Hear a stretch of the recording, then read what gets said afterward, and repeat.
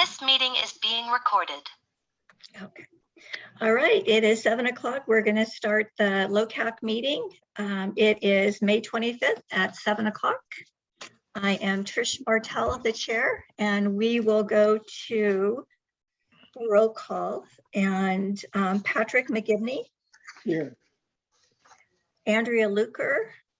Absent. Kristen Horowitz is absent. She's sick. Larry Bender. Andrea Luker's absent too. Okay, she's absent. Larry Bender. Present. Larry Rayo. Present. Deborah Howe. Present. And John Lent is absent, excused with the rest. So that gives us 1, 2, 3, 4, 5. Oh, Jim Stanfield, sorry. 6. We have 7 people, so we have a quorum. All right. Chairperson's announcements. New members, I am proud to announce that we have 1 supervisor appointee, which is Molly Brown. Molly's, and she's here. Molly, do you want to give your little spiel or do you want me to give it for you? Oh, you could give it for me. So Molly is a 3rd generation California, and she spent the last 30 years living in Los Osos, a community that she dearly loves. She has a bachelor degree in soil science from Cal Poly. Her professional life has included natural resource inventory work in national forest, environmental site remediation projects. And in the last 23 years of her career, she worked as a fire inspector for the city of San Luis Obispo Fire Department. And in this job, her focus was on the oversight of new commercial construction in the city, including development review, plan review, and site inspections for fire and life safety requirements during building construction. She has a good working knowledge of how local government works, and she has recently retired and is very excited to join us. So Molly, from here out, you are free to vote with us the way that we go tonight. Okay, you're an appointee. Okay. All right, thank you. Our second candidate is Danielle. And I always look at your last name, McNamara. I got it right, McNamara. And Danielle, you want to do your spiel or you want me to read it? Okay, since She's muted. Let's unmute you to start with. There you go. Danielle is a Los Osos resident and local business owner with I don't have the right one. I can just talk. I don't have it. Please do. Okay. Hi, everybody. I'm Danielle. I am a local business owner. We own a music school here in town. And Los Osos is pretty much where we always imagined we would be. We used to come out here while I was still in college and go, oh, wouldn't it be great someday? And so when the opportunity arose in, I think, 2017, we moved our business out here, knowing it's where we wanted to be. And then eventually in late 2018, we were able to purchase a home here. So I'm really excited to be part of the community and really excited to be able to give back to the community that I feel has given me so much. So Thank you. That's perfect. All right. The next thing that I want to talk about is I do have a meeting with code enforcement next Tuesday.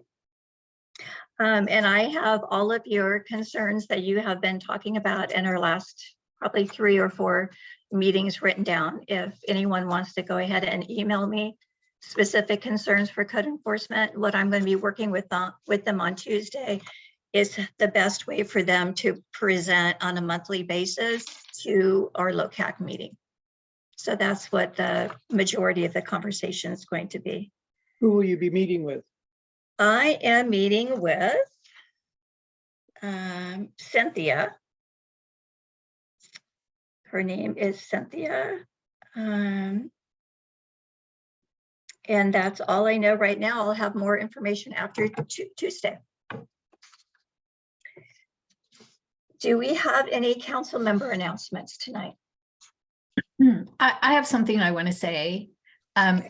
It's not an announcement. It's just, I want to say welcome to Molly and to Danielle, and to point out that Danielle is taking the place of Tom Cross in District Thank 2. you. Isn't that right? So That's she's correct. our District 2 representative along with Kristen Horowitz.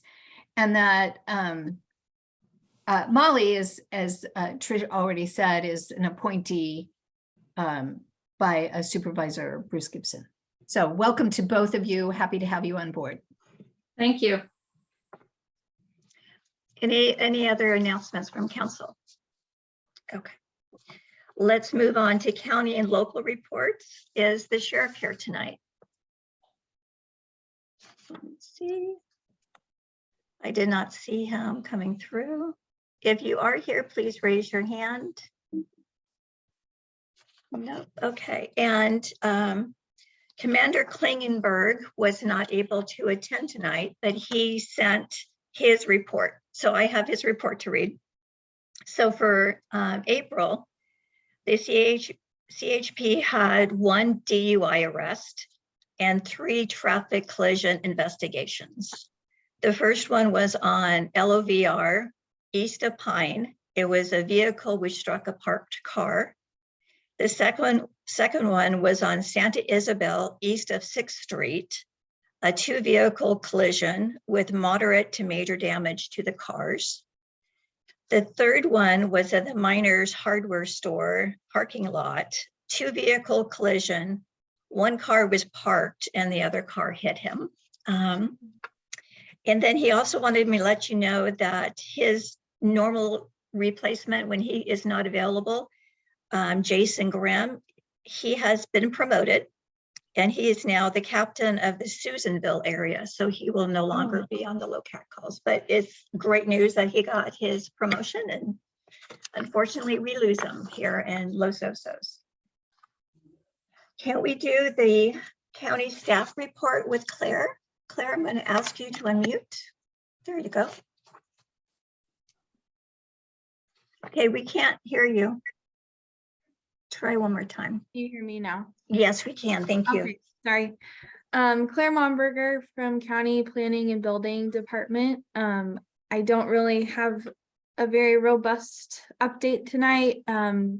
The active permits and plans and tree removal reports were sent to Trish earlier this week, and I understand that was sent to council members. I'm happy to answer any questions that come up with that. And I'll be sticking around for the for the permit discussion at the end.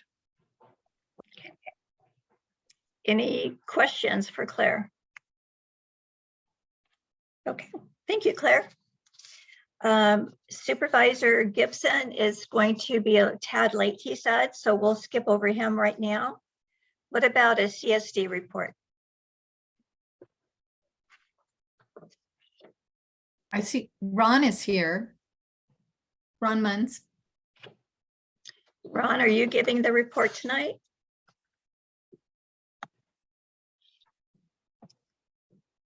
Ron, I'm asking you to unmute. I didn't think I was going to give the report. Chris was going to be here, but obviously she didn't make it.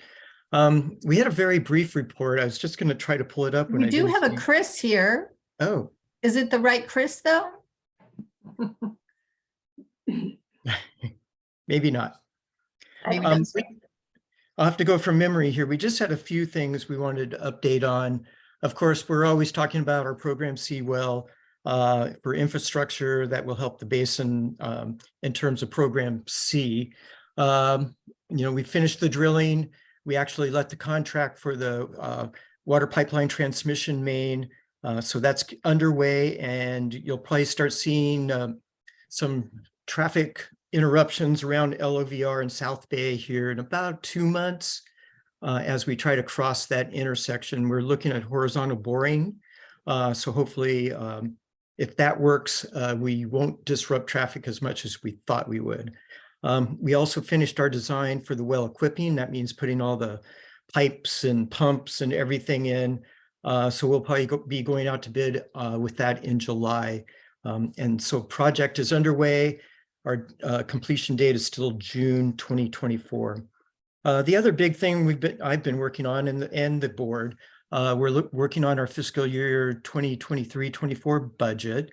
We did the preliminary budget review back in May. I'll be taking that to the board for adoption on June 1st.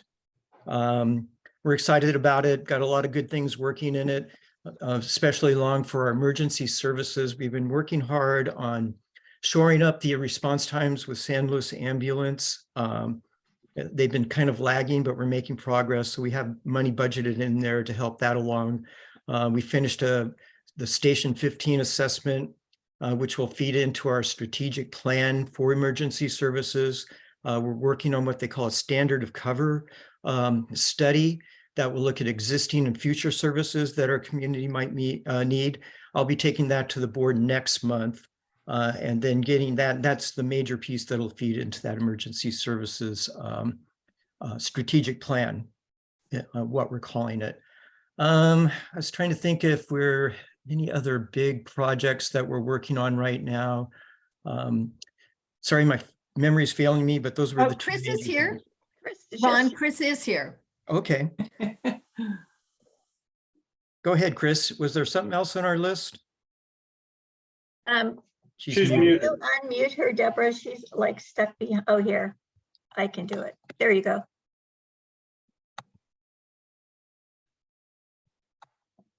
Okay, I'm asking you to unmute. There. So I think Ron's almost done, but I am here. I'll just let you finish, Ron, but I didn't not come. I was driving and I couldn't get it to unmute me, so. Oh. So I think that's pretty much our brief report. You know, there's a lot of other initiatives we're working on that are still in progress. I did want to mention we did finish all the work up on the Cabrillo Basin. So that's complete. And we're working through the whole FEMA reimbursement process. And my understanding up in the Vista and Montana Way neighborhood, things are moving along with insurance claims. And we're just happy to be past that critical part. And hopefully, you know, we have a group trying to convene to help us prepare for our next disaster, what that might be, earthquake or whatever else.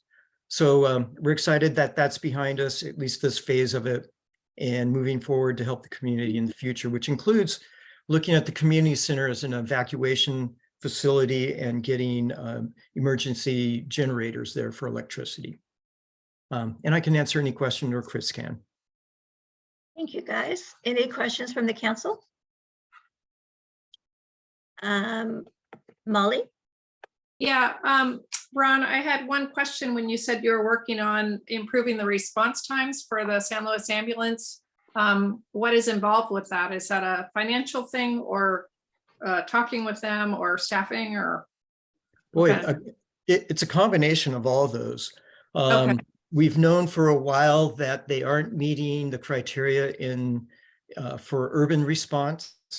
And so this has been going on for about a year now. And my understanding is the way they're responding is adding another ambulance during the peak period. You know, we log all the response times and when we hit that peak period. And so my understanding is they'll be moving on a new ambulance or an additional ambulance for a period of time during that peak, so we can try to hit that response time. But of course, there's money involved and there's policy involved in all those different things. Okay. And well, one other question on that, on your talk. So finished work on the Cabrillo Basin, is that, are you talking about repairing that basin up there? Yes. So not the temporary, but the permanent fix? Well, that's an interesting thing, is we're calling it temporary at this point, though it is literally a permanent fix.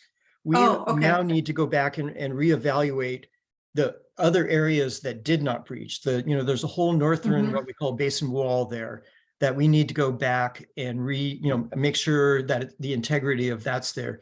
Then we also have issues with the overflow, how the basin drains itself when it hits a certain level, and mainly the outfall, which goes on to Pacho Valley Road. which, Right. because it hasn't done that probably since the early 90s, we saw problems there. And so there's still issues we need to resolve. Okay, all right, thanks. Uh-huh. All right, we have, okay, Deborah, and then we'll go to Zach from the public. So I just wanted to say that doing an emergency preparedness plan and having the community center be a place for evacuation, especially a place where there can be backup power. I know that was a huge issue for when we had the problem at Vista de Oro. There was no place for those people to go. There was no, power, because the power was out. There was a place where people could get emergency power. So I know that we're very interested in making sure that that happens, Ron. So keep us posted on that. Oh, absolutely. We learned a lot. And again, I can't say enough about the volunteerism that we saw during that and how our Station 15 CAL FIRE staff responded. And then what we saw we need to do to mobilize to help people when no help was available. During that disaster, it was a countywide disaster. There were no resources that could come in. And so we learned that we do need to learn how to take care of ourselves. Right. Thank you. Zach, I'm going to ask you to unmute. He just disappeared. Did you find him? Oh, there you are. I'm sorry, you moved from one side of my screen to the other. Okay, there you go. No worries, Trish. Hi, Ron. I'm a journalism student at Cal Poly San Luis, and I'm doing a story video report sort of thing on Los Osos, specifically any problems in Los Osos. And one of the problems that I found was issues that are currently being repaired with the basin and with water kind of in general. And I was wondering if it would be possible for me to perhaps get your email and we could be in contact, maybe do an interview in relation to that story, because you seem to. Absolutely. If you've got something to write down, it's pretty easy. It's RMUNDS, RMUNDS at, and then all one, losososcsd.org. Got it. Let me just put down really quick. More than happy to talk to you and explain whatever you need. And Deborah, if I'm not mistaken, you are the water authority, yes? No, I'm head of the water committee. I wouldn't call myself the authority. Okay, sorry, maybe I'm mistaken, but I'd love if I could have your email. And you're not related at all to Pat Howe, are you? No, I'm not. Oh, he's part of the faculty over at Cal Poly. If I How could about if I put my email in the chat box? that would be splendid. Thank you so much. You got it. All right, thanks. Any other questions for CSD? All right, let's move on to Chamber of Commerce report. Yeah, that would be me. Real quick, we're moving toward the deadline for reservations for our awards dinner. Excuse me, that deadline is May 31st. So if you haven't got your reservations yet, it's time. Dinner's on June 3rd. 5 o'clock kind of gathering, dinners at 6 at the South Bay Community Center. The cost of tickets are $75 each. So as I say, our annual awards dinner will be recognizing the 2022 Citizen of the Year and 2 Volunteers of the Year and 3 Business of the Year. So it should be a pretty exciting evening. The deadline is May 31st. Get your reservation. Okay. Thank you very much, Jim. All right, any questions for Jim? All right, let's move on to public comments for items not on the agenda. That will be 3 minutes and no discussion. Any public members? Okay. I would like to get approval for the minutes from April 27th. So move. Do I get a second? I'll second. Okay, and all in favor, raise your hand. Mm, Any opposed? Okay. All right, committee reports, treasurer's report. Jim? Treasurer's report. Yeah, beginning balance, March 31st was $1,808.60. We had interest deposited of, you ready for this? 16 cents. Woo-hoo. So our ending balance at the end of April was $1,808.76. We do have a bill from the post office for our post office box, budgeted 232. The actual came in at 248. Maybe it would be appropriate to have a motion to pay that $248 to the post office. Anyone want to I make a would so motion? move. I would so move that we do that. Can In I a get second. can I get a second? I Second. will second it. Okay. All in favor, raise your hand. Any opposed? Okay. All right, Thank thank you very much. Okay, the bill. All right, Larry, land use. We only had one project at our last meeting, and it's on the consent agenda. It's for a homestay Homestay.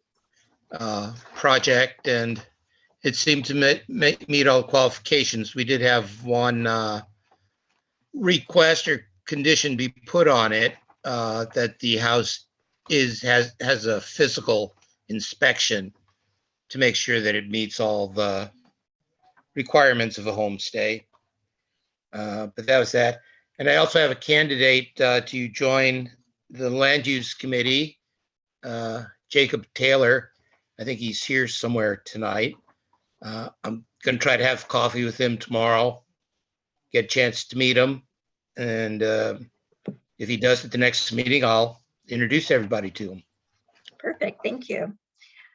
Trees and landscaping, since both of the chairs are not here tonight, I will say we won't have a report. Outreach, I talked with both Jim and Sandra, and we didn't have anything new last night in outreach to present. And with Kristen being sick, we delayed the meeting until next month. The water report, Deborah and Larry. Hey, well, I didn't know if Larry was back from Hawaii, so I just went ahead and did the report myself. Larry, I hope that's okay. Yeah.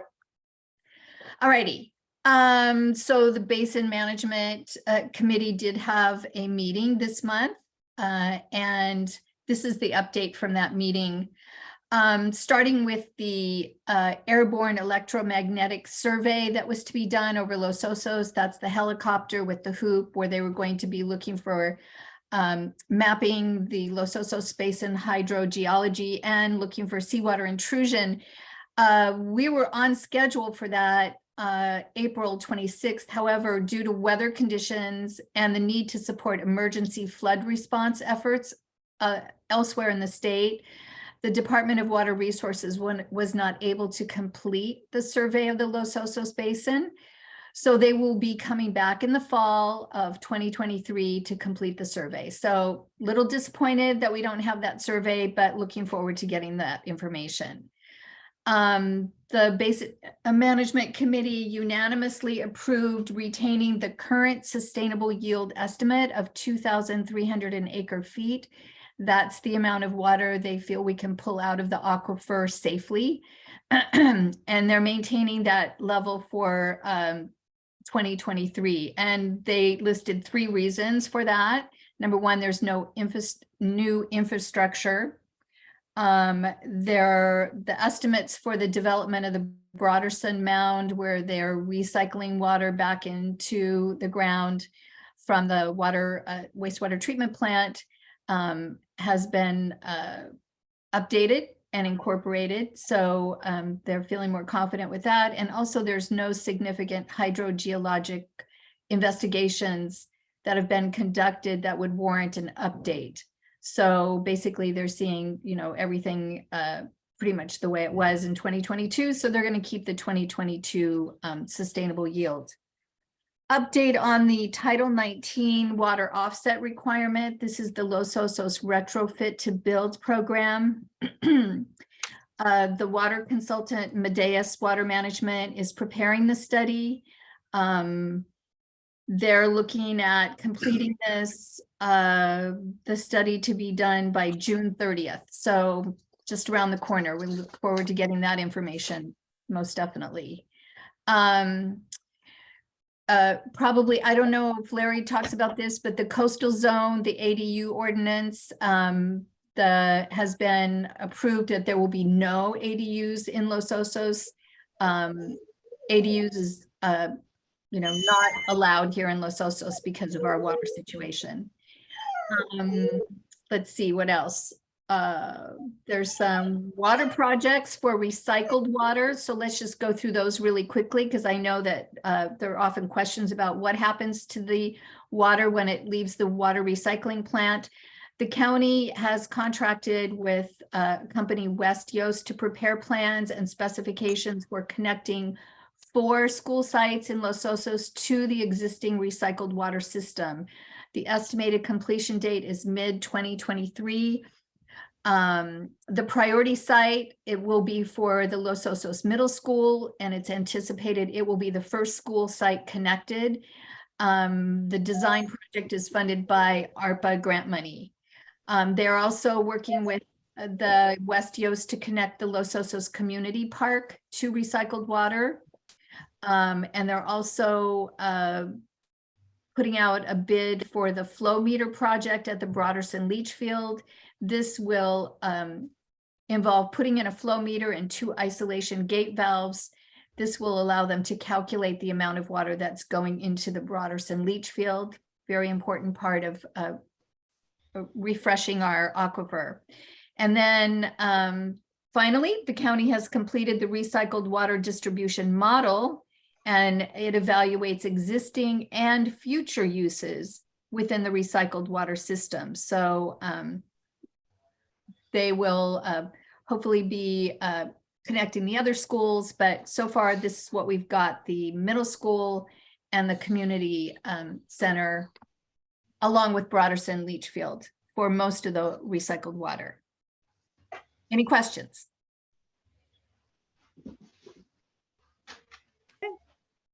Thank you very much. Doesn't look like I don't see any hands up.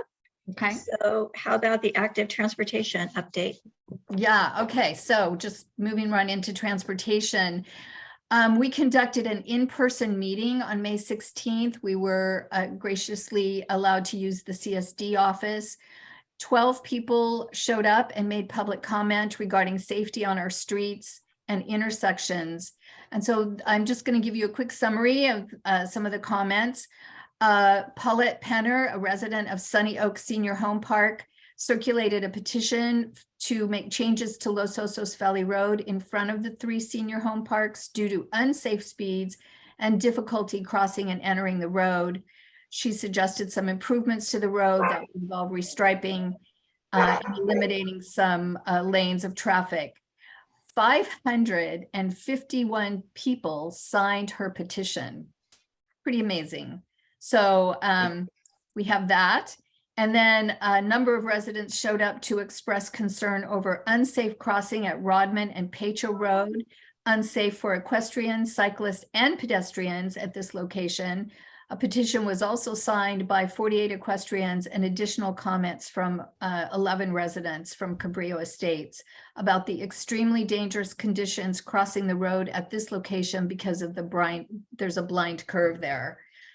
A few other hotspots were Pacho Road into Montana de Oro, again, unsafe speed, no shoulder for pedestrians, no bike paths for cyclists, no safe spot for people to even access their post office box without being exposed to traffic.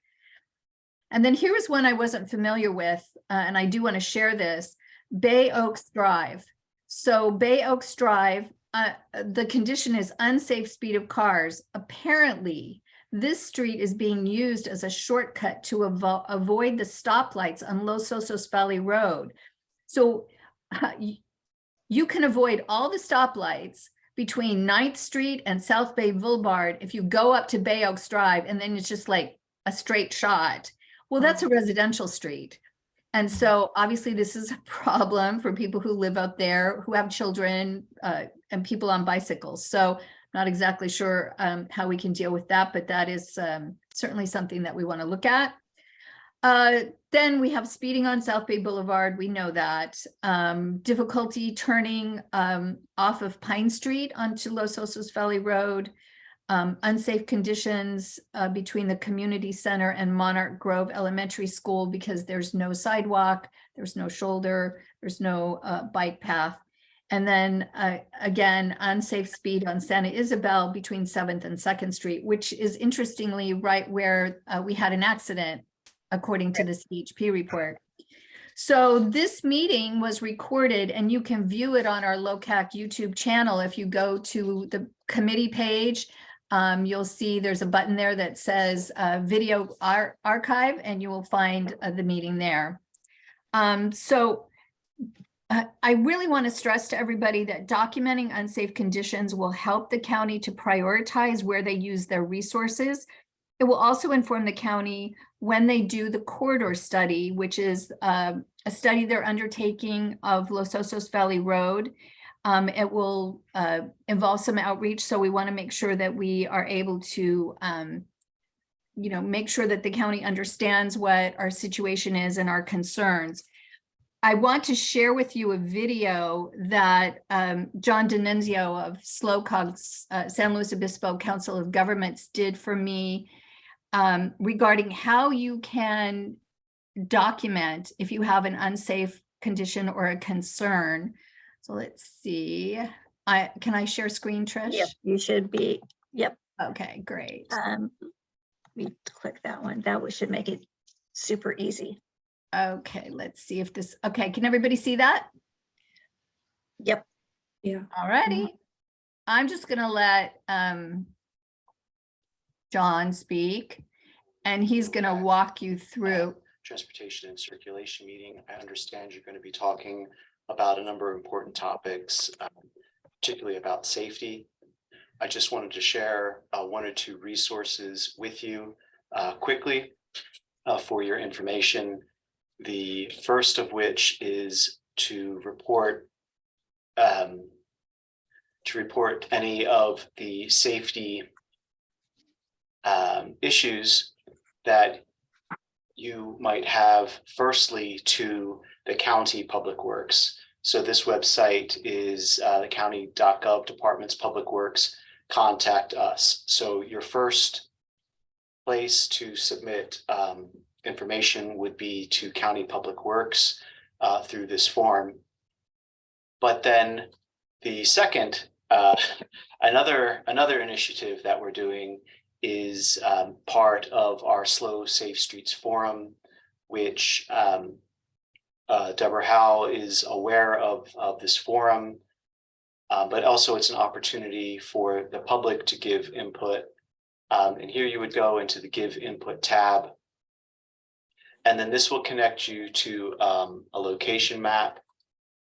And you can put in by location type, specific location. You can zoom into Los Osos, and then it would be here that you would log your you could log your issue with that. And the reason that we are asking for information to be put into this system is because coming next fall and over the summer, we're going to be starting to work on a regional safety action plan. So we've received money, a grant from the federal government through the Safe Streets for All program. And by beginning to log kind of the street story for Los Osos in this way, we'll be able to collect that information. So that's pretty much what I had to say. And again, I'm sorry I couldn't be there in person. Okay. So good information there. If you have questions about that, you can always reach out to me and I will try to help you as best I can. But I think it's important that we do log this information both at the county and also at SLOCAG, because when they go to look at the facts and the figures, that's what will make the difference. All right, thank you, Deborah. And I see that Supervisor Gibson has joined us. Let's unmute him. Oh, great. If I can find him. Where did you go?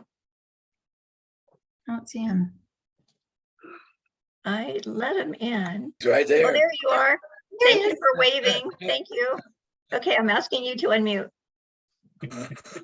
Thank you, Madam Chair. Yes, it's trapped in a small pile in an undisclosed location. What can I say? I know it gets difficult at times. Yeah, well, I appreciate your consideration here. I zoomed in a different sense of the word back from a CSD meeting in San Miguel. That's why I'm a bit late. Pleased to be with you now. And as I was covering the miles and enjoying the beautiful sunshine of the interior areas, at least, occurred to me there isn't anything very Los Osos specific that I could recall in the cycle since we've last been here. And I think Blake was here the last time that you met. Significant issues I can run down and then be happy to take your questions. One is we have introduced the budget for fiscal year 23-24. Our fiscal year runs from July 1 through June 30th, and we have to pass a balanced budget by the end of June to be ready for the next fiscal year.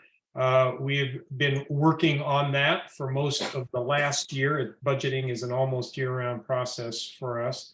And what I can tell you is that this year's is a little bit different. We have to close about a $5 million gap. That gap is expected expenses versus, over expected revenue is about 5 million more. So we've had to figure out a way to reconcile that. And we did that with a series of cuts to about $900,000 worth of cuts, and the balance coming from reserves that we have built up over the course of recent years, which is why we have reserves. The difference in this budget year, that's a fairly mild deficit. But the difference this year is uncertainty in the economic situation, which leads to uncertainty in the state budget, which is a huge source of funds for the county to do what it does, coupled with the need to invest in new programs, specifically homelessness. So among them is we're going to be spending about $2 million a year more to address homelessness in the county, and that adds to the gap that we have to close. But that's something we absolutely need to do. We're committed to that. We installed that as a top budget priority, and so that's how we're managing the money. I will tell you that getting into this fiscal year is going to be relatively simple. By all projections that we have, the next fiscal year 24-25, is going to be more challenging. Right now, we're projecting somewhere around a $16 or $18 million gap.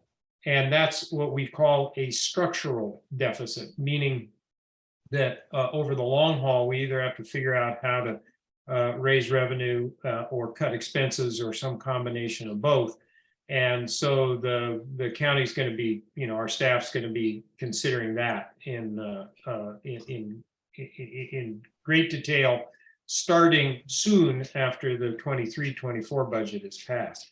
Again, we expect to have further investments that we'd like to make to address homelessness. and a number of other issues. So stay tuned on that one. But our budget hearings will start on June 12th, which is a Monday. Typically, we get through the entirety of the budget in one day, but we have up to 3 days scheduled. And then we will take final action on the budget on June 20th. So that's the big news.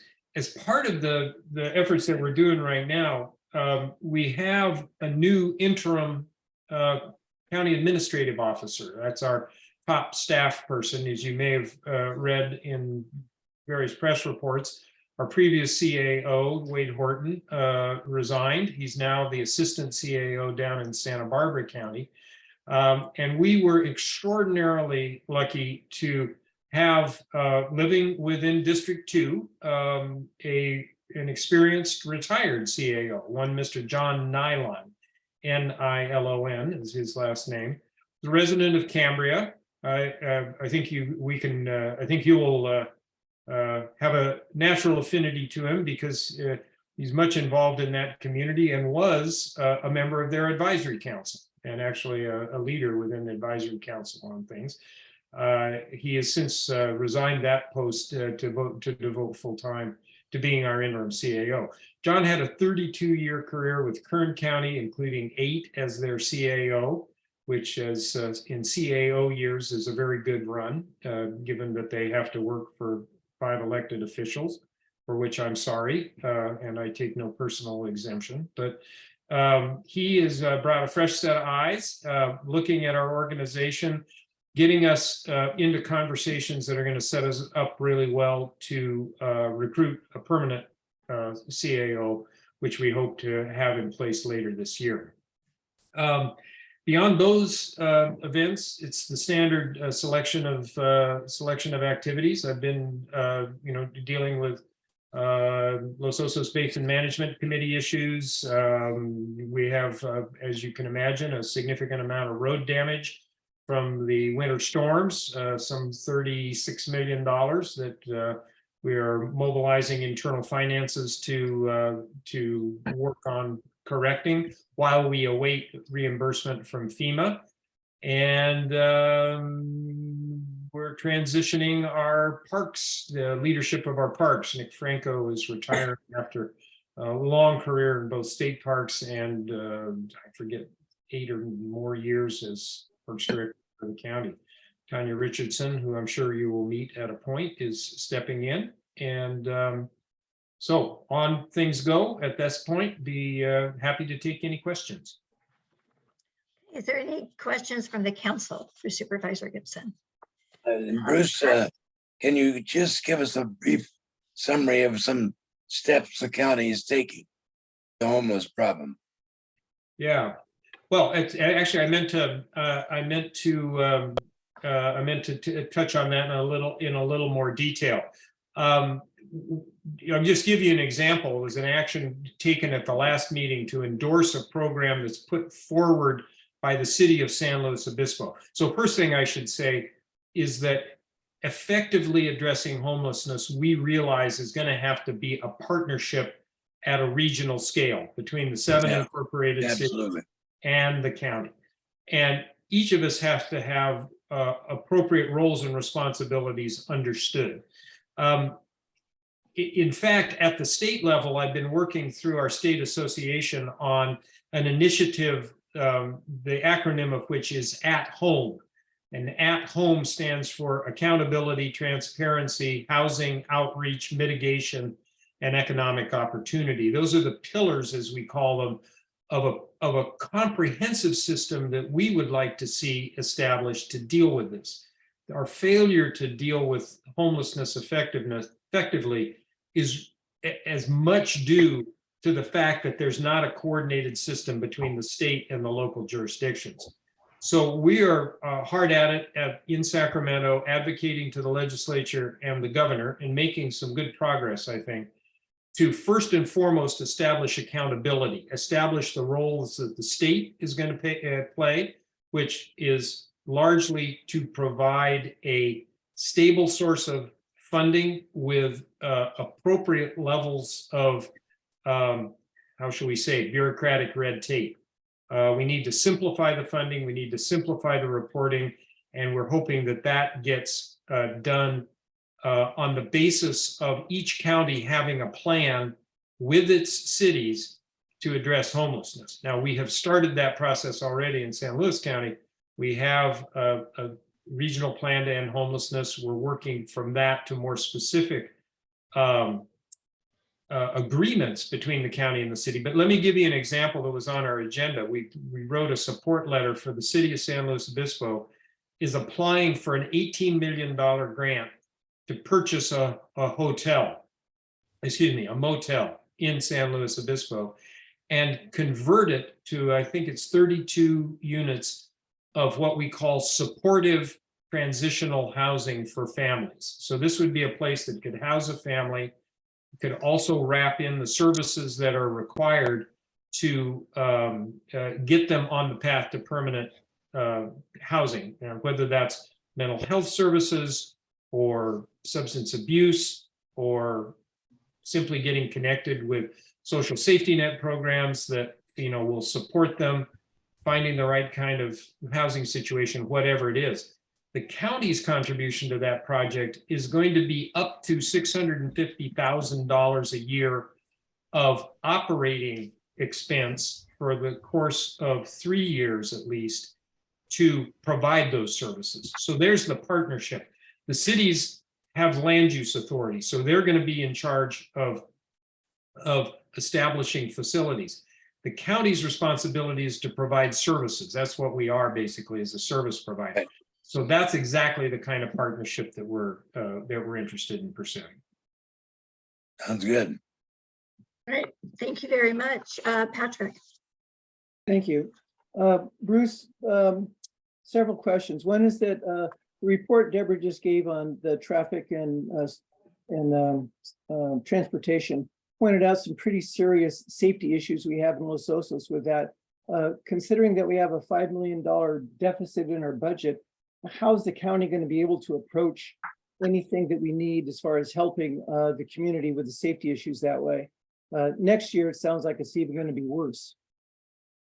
Well, so I'm sorry that I didn't get in for the full, all of Deborah's report, but certainly forward that to me and Blake. And if you have a direct line to Public Works, do that. And we'll have a look at those concerns. Safety is always addressed. We have funding in our road fund to address specific safety issues.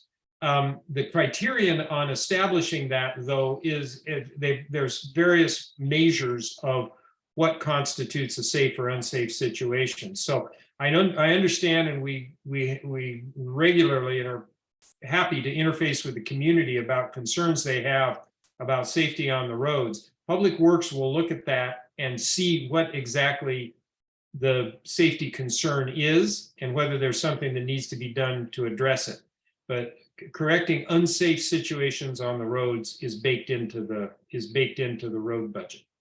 Okay. And again, without understanding the specifics, really, don't, until they analyze that, really won't have much more of an opinion on that. Okay, I think Deborah could probably get that to you. Those were some pretty serious safety issues we have.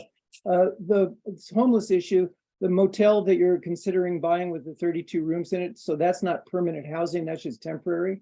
Correct. And so that's the efforts there. In part, other work we have to do on homelessness is establishing more affordable housing. There are people who are going to require supportive housing. We know that there are folks who are going to need services on an ongoing basis, and that's another piece of the homelessness effort. But this transitional housing, getting folks who would otherwise be unsheltered homeless into a stable place, get them on their feet, and then figure out where we can place them in permanent housing that's affordable to them with a proper amount of supports, financial aid, whatever it is. That's really key.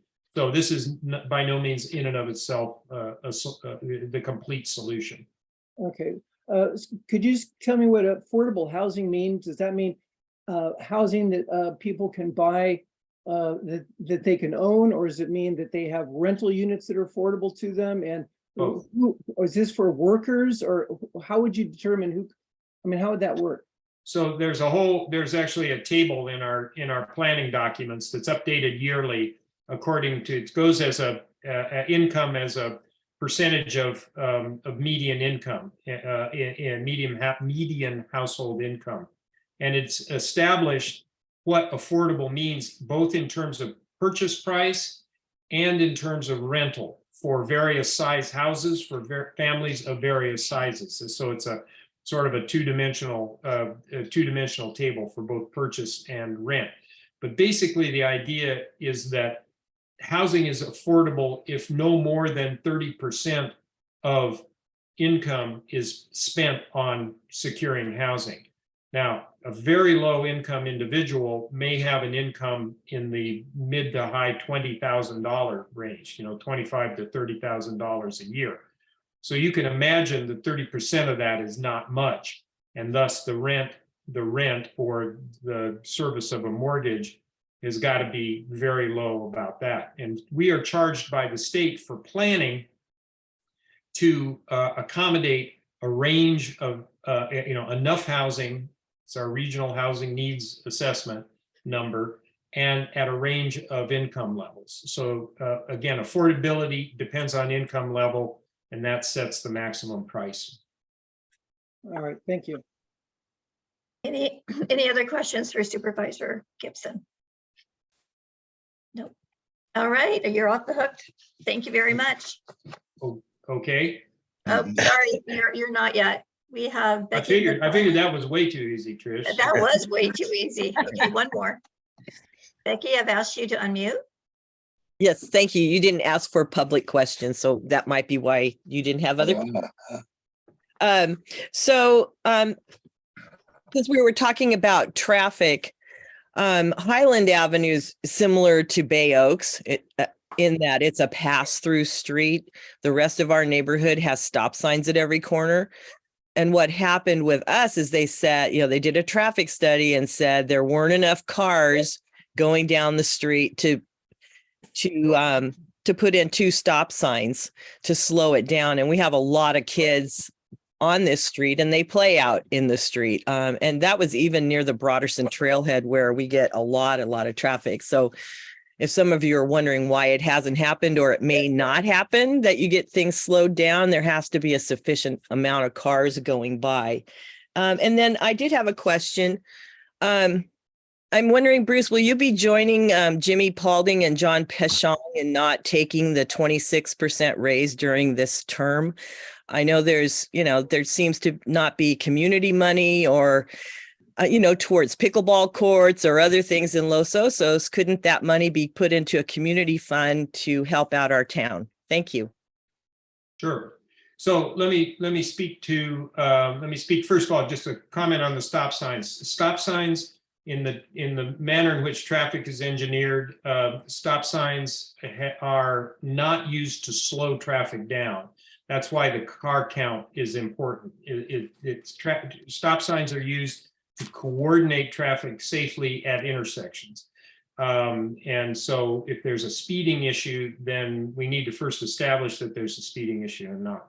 And as to the raise, I haven't decided yet. I think I have 30 days, but I haven't decided exactly how to handle that. Right, thank you. Lindy, I'm asking you to unmute. Good evening, Bruce. I wanted to, a number of issues. One, I was looking at the log of potential houses that are going through the planning department. And there are a number of full-scale houses that are still being proposed and being processed, apparently. Many of them are on hold, information hold, et cetera. But we don't understand, if you can't have ADUs, how can you have, the Coastal Commission is concerned about our water basin. How can we continue having people apply to build full-scale large houses? That's one question. I don't know if you want to do them one by one. Why don't you go ahead and get them all out there, Lindy, and then Okay. Not And much. another question that I brought up at Board of Supervisors is some kind of ratio between allowing unaffordable houses to have to wait their turn so that we could have more of what would be considered affordable housing, be able to have a chance. The builders don't want to build the affordable housing because their profit margin's lower. So I wonder if there's any look at the fact that we keep getting the mansions, and yet we're not getting much in workforce housing, which is really getting to be a problem. And my last question is, is there any progress? I see that some of the tiny house villages are beginning to be looked at as possibilities now that Grover has theirs. But we have people living in the creeks. We have people wandering the streets. We still have nothing prepared. And by closing Oklahoma, you've pretty much decided that you can't even give people that have a broken down car a safe place to be. So is there any direction going towards, I understand people losing their homes and needing interim, but we have some other, I think, very serious problems with the people that are in creeks and need that interim place, even if it's just something as rough as Oklahoma was. That's it. Okay, well, let me start with the last one. Yes, there are a variety of housing projects that are being looked at. They're in various stages of interest and development. And I think once we get this budget passed, we will be revisiting that as we work on a specific list of homelessness projects. We have to engage, we have to figure out where this is going to happen, how it's going to happen. And tiny homes absolutely can be part of that. We're looking for partners who are going to make proposals that we believe will be successful in managing those kinds of developments. And we're looking for places to put them. And again, most of those are going to be in our incorporated cities. You know, larger unincorporated areas like Los Osos, Cambria, Templeton, you know, we'll Napomo, we can certainly have a look at that as well, and that's going to be the county's responsibility to do it. And the closing Oklahoma absolutely puts us in a challenging situation. And I don't have a recent, you know, like yesterday update on progress at Oklahoma, but we are going to be finding alternate places for folks there to be properly sheltered. Now, you know, in the long run, there's a bunch of different approaches that we might need to take. Long-term RV camping in the right spot could be part of the solution, and so all of that's being looked at. So once we get our homeless services, you know, division into the next year, get some of the specific ones like this City of San Luis Obispo proposal moving down the pike, I'm sure the board is going to revisit exactly what we're going to do, because we've got to follow through on what we've proposed. As to houses still being built in Los Osos, as I think you know, outside the prohibition zone, there is no prohibition of building full-size houses. As long as those houses offset their water use 2-to-1, according to the requirements of Title 19. And so that we don't see a lot of those happening, but there are some. There are some replacement houses where houses are demolished and the house is reestablished on an existing lot. And that can happen inside the prohibition zone because of existing sewer service and water service. So, but again, the significance of any of those full new developments is 2-to-1 offset. The Coastal Commission was, you know, looking very carefully at ADUs and their impact on the water supply, and decided as a blanket matter in the area covered by the Los Osos Community Plan that those would not be allowed. That would be considered when we bring forward the full community plan to the commission. And I'm hopeful that we would be able to get that community plan before the commission by the end of the year. But I've said that before, and conversations need to be completed before we do that. And as to the, I think what you're talking about, I would love to, have the idea that affordable houses could go to the front of the line. And that's really a matter of looking at our growth management ordinance, and we can certainly do that. Part of getting the Los Osos community plan passed through the Coastal Commission is going to be showing them how we plan to manage growth in the growth management ordinance. And so that's certainly a possibility. The probability of that, I really, can't speak to at this point. Okay, thank you very much. Becky, I'm asking you to unmute. Hi, thank you. Bruce, I had another question in regards to ADUs and also guest houses. The Coastal Commission had also said that there should not be guest houses built, yet we're seeing one that was permitted down on Mitchell Drive. I'm curious, are these required to do retrofitting?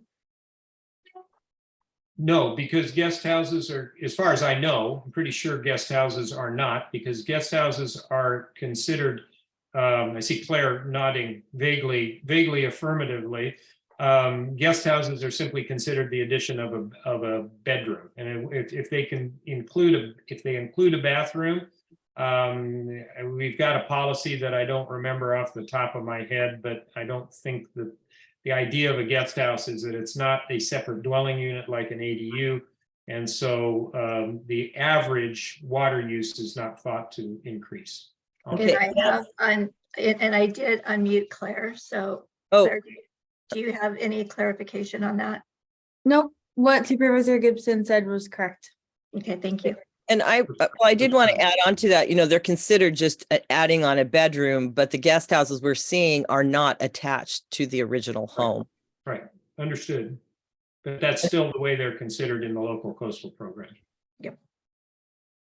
So, and if that's incorrect, which some of these buildings, there have been plans to use them for vacation rentals.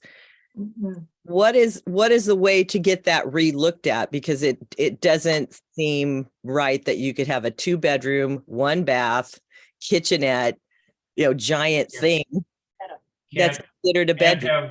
You can't have a kitchenette in a guest house. So well, yes, you can. You can have, it's called a wet bar, but it's basically a kitchenette. Well, so again, it's, it is considered the addition of a bedroom. That could be brought up in the discussion of the community plan, but, and they can't be separately licensed as vacation rentals. They could be used as a homestay, which is a separate kind of land use, which requires the homeowner to be in residence or a resident to be resident at the house. Although a guest house cannot be rented out. Correct. Right. So, okay. And here's one last question. So there's you're talking about the community plan, and then we're supposed to have the new, is it the LCP, the whatever plan, the Estero Bay plan. Where is it that community members can make comment or be involved in that? Because I haven't been able to find anything. That will be at a hearing of the Coastal Commission when they take up certifying it. And again, not sure exactly when that would be. And that's on both plans, the Estero plan and the. That's the Los Osos community plan is a piece of this Estero area plan, which is one of the 4 zones in the coastal zone where planning is considered. It stretches from Cayucas to Los Osos. Right. So, and do they give like a month ahead notice, or and where would those notices be put out? We'll let you know as soon as we know, but it would be most of a month, 3 weeks probably. And so remember that the process here is that the Board of Supervisors approved a version of the Los Osos community plan. It gets sent to the Coastal Commission for them to certify it as consistent with the Coastal Act. And quite typically, they're going to be looking at this, that, and the other thing and suggesting that we modify it. It's their term of art is suggested modifications. most likely, very rare that a local coastal program is simply taken, heard at the Coastal Commission and certified. So whenever they set the hearing for consideration of certification, that's, again, you probably get about a 3-week lead on that, and we'll let you know as soon as we do. Okay, thank you, Bruce. Thank You bet. you. Larry. Hi, Bruce. Yeah, I was just kind of curious on the Los Osos community plan.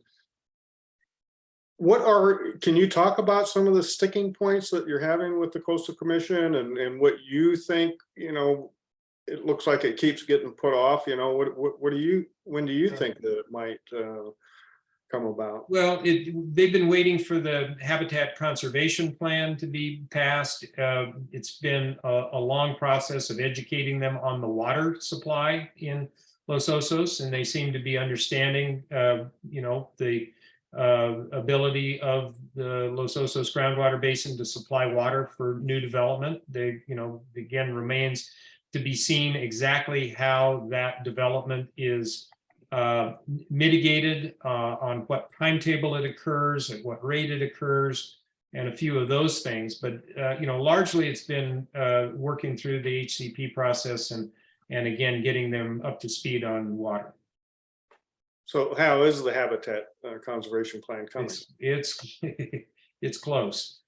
We've got to actually come up with some money to front end it, but again, we're hoping within, I want to say, a couple of months to be able to bring to the board the financial arrangement that would put that money out front so that habitat mitigation can start occurring ahead of collecting fees. And so eventually it's just sort of like the sewer project. And the sewer project, the county fronted $8 million from the general fund to get that project moving, eventually got paid back. Same sort of concept with the HCP. Okay, thank you. Patrick. We're real quick. Bruce, could you just tell me quickly, how is the county going to be able to educate the Coastal Commission on our water issues when the Coastal Commission requires conclusive evidence that the basin is sustainable and the county, or actually the BMC, has no evidence, such evidence as that? Well, that's I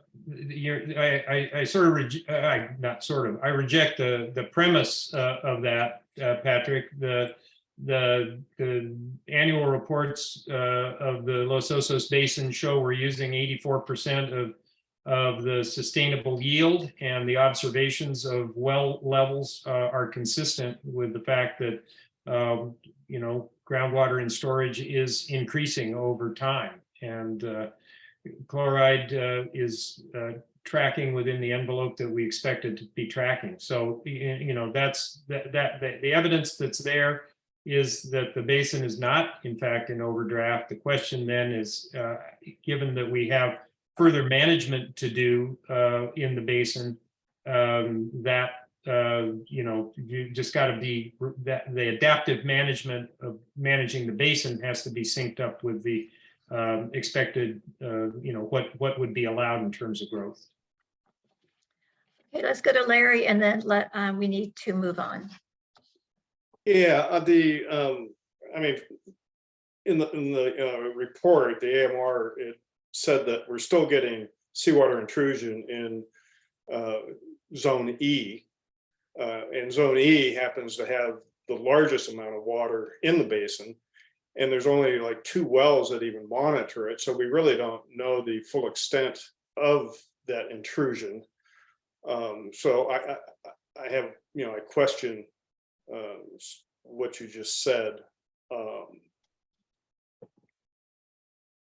How do you? Well, I'll take that as commentary, and we're going to be discussing the 22 annual report at the next Basin Management Committee. Perfect. Okay, thank you. With that, I'll bid you a good evening. Thanks so much. Thank you so much. I look forward to catching up with you. All right, take care. Bye-bye. Let's go back to our agenda items. Larry, can you discuss the consent item? Yeah, as I said earlier, it's to be used as a homestay And we only had one request, again, that it be inspected. Otherwise, it does meet all the other qualifications for homestay. And that was, again, voted on unanimously to support the project. That's why we put it on the consent agenda. So Okay, can I get a motion? I mean, does the council need any other questions answered, or can we move to vote? Okay, can I get a motion? I'll make a motion that we approve or support this project. Can I get a second? Patrick? Can all in favor raise your hand? Okay, unanimous passed. Okay, thank you. I will submit that to the planning department in the morning. All right, there's no regular agenda items. So our business item is we need a vote to accept our new member, Danielle McNamara. Could I get a motion to accept her into LOCAC to take Tom? I'll make a motion to accept Danielle. Okay. I'll second it. Second, Larry. All in favor? Danielle, you're in. Woohoo! Well, welcome aboard, Danielle. Oh, let's unmute you again. I don't know what happened. Okay. I muted myself so I could scarf some dinner. Oh, yeah. Thank Yeah, you. we all tend to do that around here. So Danielle, we invite you to choose a committee or two to serve on. And if you don't know what the committees do, just reach out to the chairperson and get a little info. And yeah, we look forward to having you work with. And I think, Danielle, you said you would like to do trees and landscaping, correct? I'm very interested in that one. Okay, Yeah. perfect. And Molly wanted land use. Correct. Correct. Okay. All right, right on. Right on. See, pre-work here. We're on business items, so I'm not sure why Lindy. I had a question. Okay, what's your question? The question is, since Tom left and he was pretty much doing the website, are we going to be continuing with the website? I'm just curious because Actually is Kristen, who is our communications director, and she does the website. oh, I've only seen Tom active on it, so. Okay, welcome. Lindy, some of us are learning it too.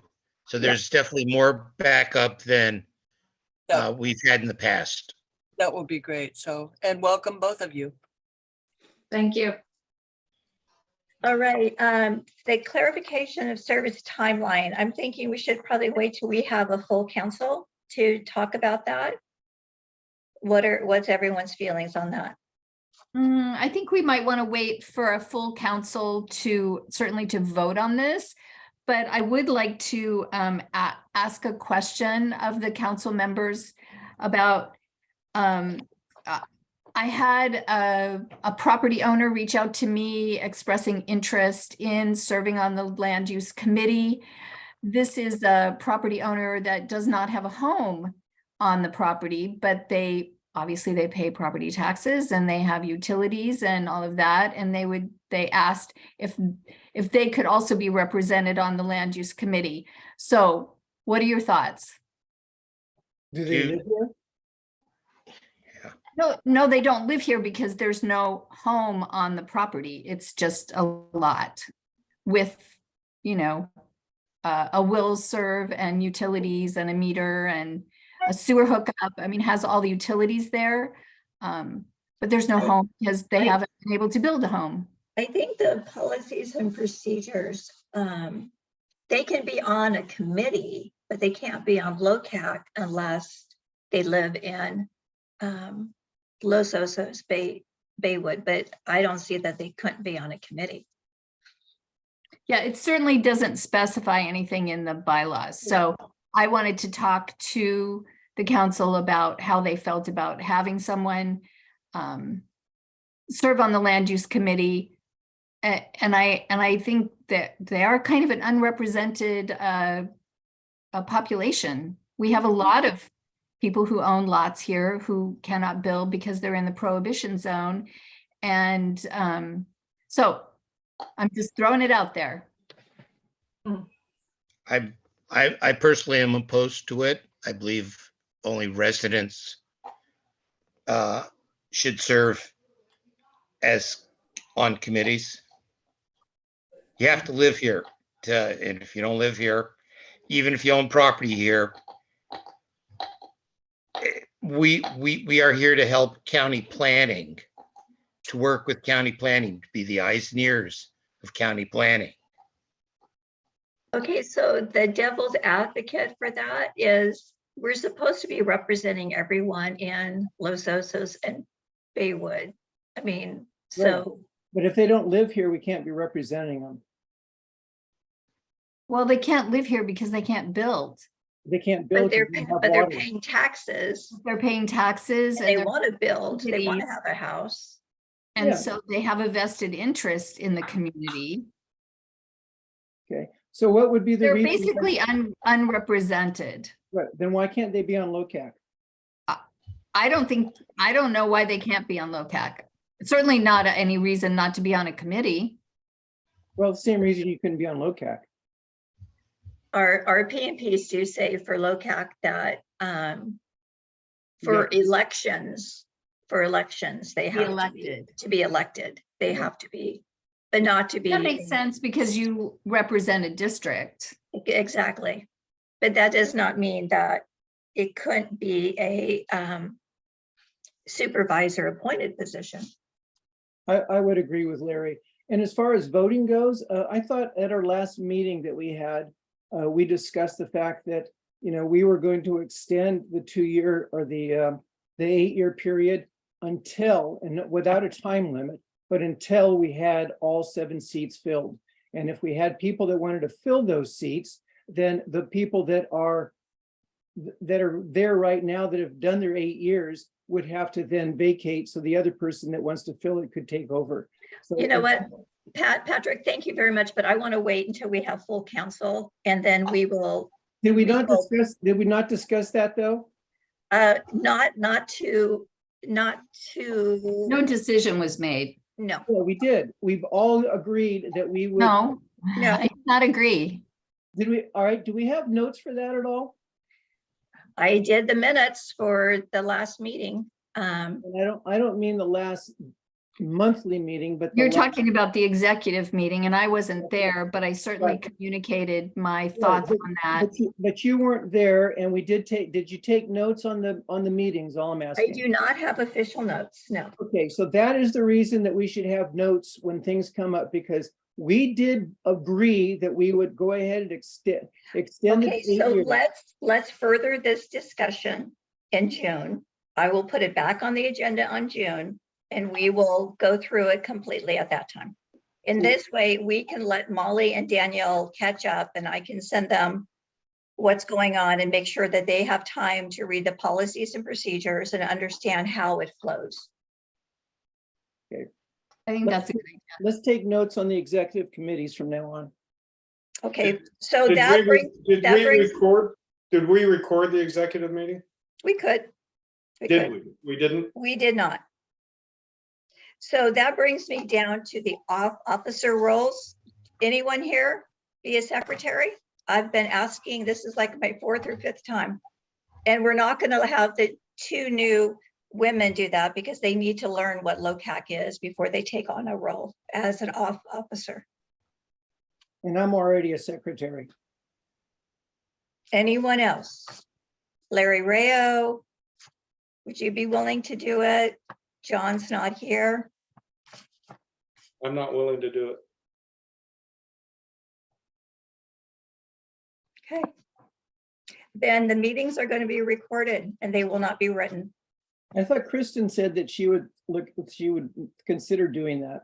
No, she is already the website, communication officer, outreach. If you look at the women on this committee, they have multiple roles. So no, Kristen cannot be the secretary along with everything else she's doing, plus a full-time mom and a full-time working. No. No, she did not say she was going to do that. Dave and Bev have their hand up. But I'm And, asking, like, anyone else Andrea. on the council willing to be the secretary? Well, John's not here, so you might want to wait till he comes back. And I think there's other people missing too. John said he's not willing to do it. And Andrea already has enough roles on this committee. But So she said she might be willing to do it. I've talked to her twice since then, and she said no. Okay. Okay. So the meetings will be recorded. And since everyone has been in their officer role for a year, anyone need to make a change or want to make a change?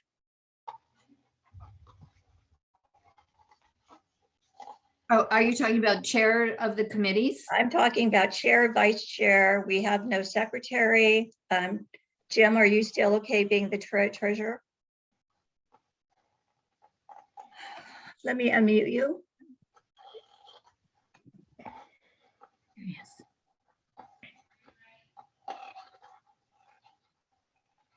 Okay, you should be unmuted, Jim. There I am. Okay. You know, I'm happy with that role. Okay. Any other irons in the fire to take on the secretaries? So I have a question. Are I'll you, pass. Trish, Yeah. are you going to be chair? Are you?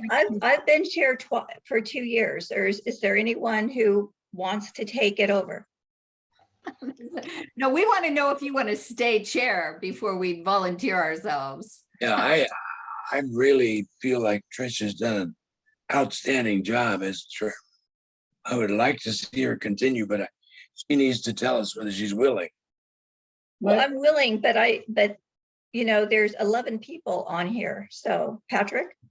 yeah, I'm just curious. So the appointed chair, the appointed members, I guess you and Jim and now Molly, how long are those terms for? They're two-year terms. And when are your terms and Jim's terms up? My term and Molly's term and Jim's term they were renewed in May, so they'll be 2 years from now. Okay, renewed in May. They have been renewed for this May, starting this May, and they're good for 2 years. You're stuck with us, Patrick. Okay, Jim. Okay. Trish, I'm gonna talk to you tomorrow. Okay.